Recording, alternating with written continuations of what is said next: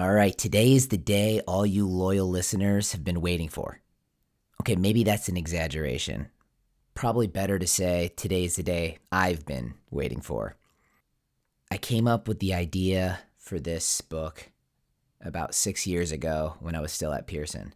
But the project started really in October 2020 when I signed up for a book writing course with the Creator Institute. And now my novel is here. You can actually get it. I'm going to tell you how to get it, but first, if you don't mind indulging me for a few minutes, I'm going to answer the question, wouldn't it be awesome if I wrote a book? And I'm going to try to answer that by telling you what the novel's about, honest reviews of the book, including my own, and how to get it. Ready? Let's go. Wouldn't it be...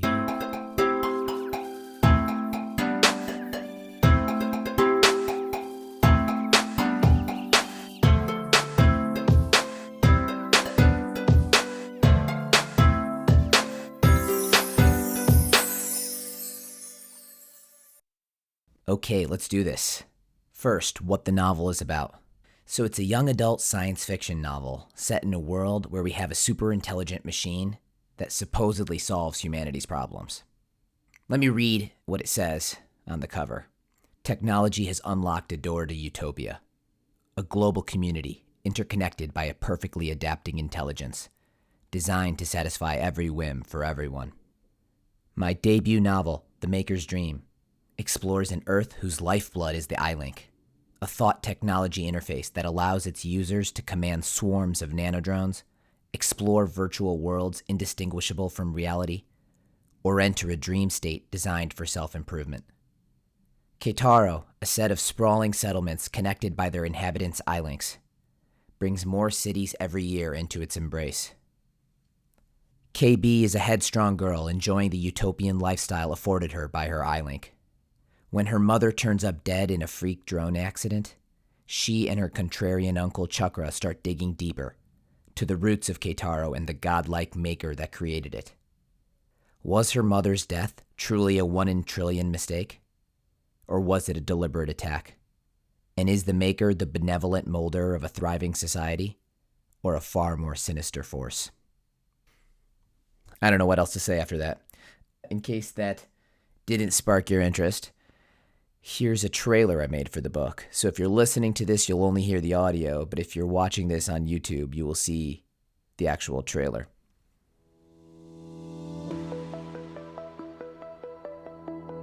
In a world where technology has solved our problems, happiness is just a chip and a dream away.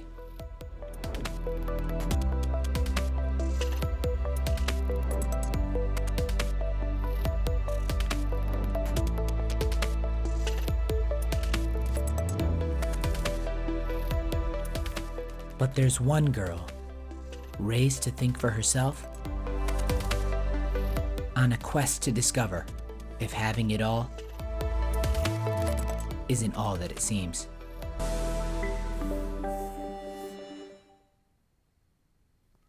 Whatever you think of the quality of that trailer, that's roughly the quality you can expect from my novel. What else can I say about the book? It's a reasonably short read, a little bit shorter than Harry Potter 1. Now, I'm not comparing the quality to Harry Potter 1, but I am trying to plant that in your head so you have positive associations when you think of my novel. Anyways, now you know what it is, so let's get to the honest reviews of the book. First, a brief review from another author I met in the writing course I took over a year ago. She already published her first book a few months ago, The Deep Space Between, and is already working on books 2 and 3 of the trilogy. Anyways, here's what she said after reading it. A fascinating world and an interesting take on technology immerses the reader in this YA story about determining your own destiny. If you're looking for a fun read with some deep thoughts about AI and what happiness means, you'll love The Maker's Dream. Pretty good, if I do say so myself. Okay, so second, here's a text from a friend who read a near final draft. First text, what the fuck is happening? That's pretty much the nightmare scenario, by the way, as an author, when you share your work with someone. But then the second text comes in. Ha ha ha, just kidding. It's fairly comprehensible. So, another piece of high praise that you can factor in when thinking about this book. Last but not least, here's my totally unbiased review of the book. I think it's not bad. It's okay. It's decent. I mean that seriously. I've had the chance to read it now with greater distance, and I am really proud of it.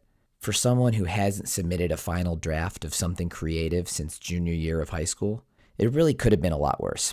Let me try to summarize my review of this book. So I was on Quora, this website where people answer random questions. It was like I asked the question even though I just found the answer online. So the question is, how will I know if the novel I started to write is bad?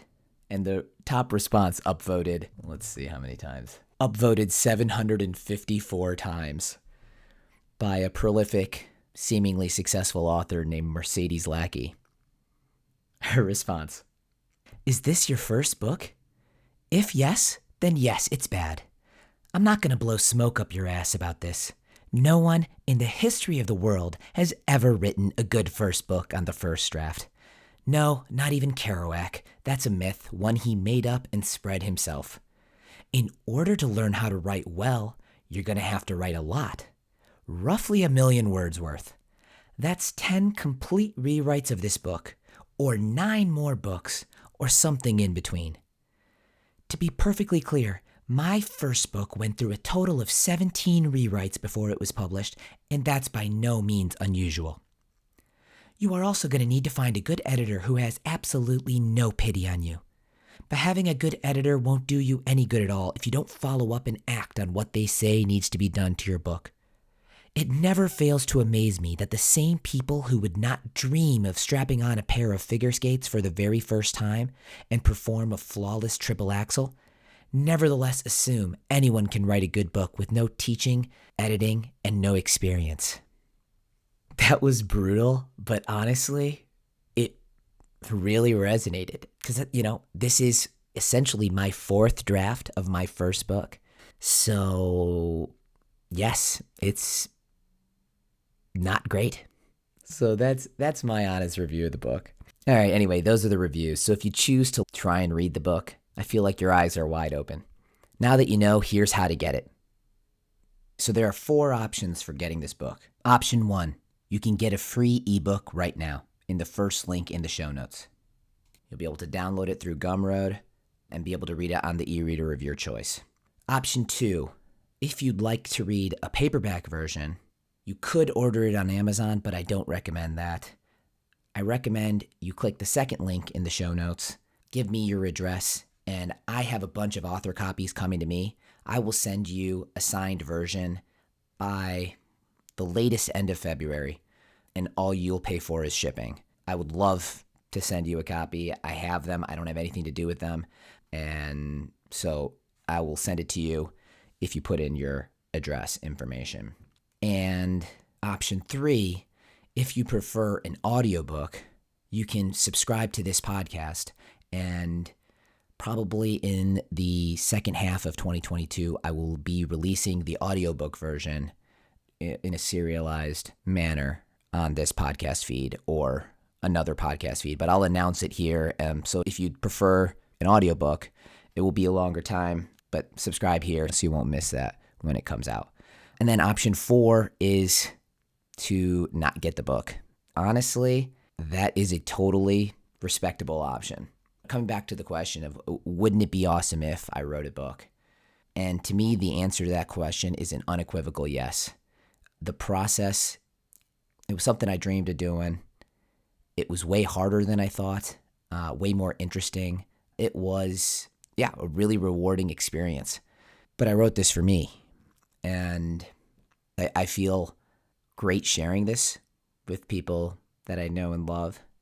Would love to talk about these things because obviously they're of deep interest to me. But that's like icing on the cake. This has already been a really awesome experience. I guess there's this second question that would have been more helpful for you as a listener, which is, would it be awesome if you read the book? And I guess only you can answer that question for yourself. I've told you what it is and my honest reviews of the book, but please don't feel any obligation to read this. But if you do, I would love to hear what you think, and I'm excited. Oh, and some of you have asked about the plan for this Wouldn't It Be Awesome If podcast. I know the episodes have been more intermittent, but here's what I can tell you. Before the end of January, I'm going to release one more podcast on the business side of book publishing, which has become a fascination as I went through this whole process. And in that episode, I'll also share more details on how I plan on taking forward the podcasting and writing in the coming year. But before we go, I won't leave you hanging. It's been too long. Let me throw out a little Kids Corner for you. Welcome to Kids Corner. Okay, so this one is with my 3-year-old. She comes up to me and she goes, "Dad, I have a brainstorm." And I was like, oh my God, so impressed. I was like, my 3-year-old saying I have a brainstorm. She's thinking about ideas. It just caught me in one of these moments. I was just so impressed. I was like, wow, a 3-year-old telling me about a brainstorm? This is so creative. So I go, oh, what is it? And she goes, I drank this cold milk too fast and now I have a brainstorm. Ba-dum-tsh. Watching kids acquire language is just amazing. Anyways, thanks for listening, and I hope to speak to all of you soon, and I hope all of you have a wonderful, wonderful 2022. Wouldn't it be